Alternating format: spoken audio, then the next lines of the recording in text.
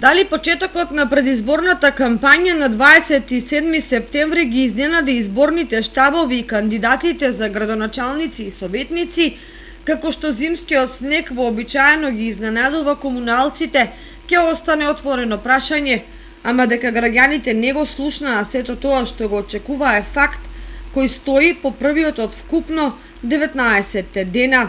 Двете помали партии кои учествуваат во советничките листи не се ни огласија барем символично да го означат почетокот на кампањата.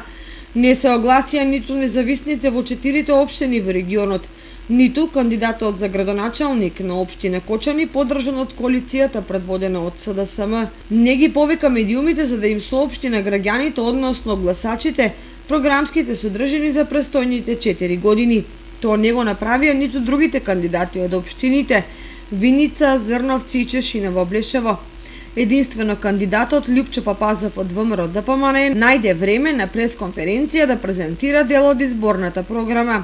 Оправдувањето може да биде во централните промоции на коалицијските и партиските кандидати, кои во вечерните часови се одржаа во Охрид и во Битола, ама сепак претендентите за идни градоначалници и советници, ако имаа испланирана агенда, можеа да ги исполнат очекувањата на електоратот, особено поради несоодветниот одек на одредени активности за затворени врати на поедини кандидати кои оставаат впечаток дека нешто сака да се сокрие од јавноста. Истовремено медиумските кампањи протекоа само на националните телевизии и на порталите, додека регионалните и локалните беа оставени во исчекување, што е нелогично. Што ќе им се пропагандните пораки за сите други кандидати и општини, ако граѓаните на Кочани, например, не можат да ги начекаат и да ги видат рекламите за кандидатите за својата општина.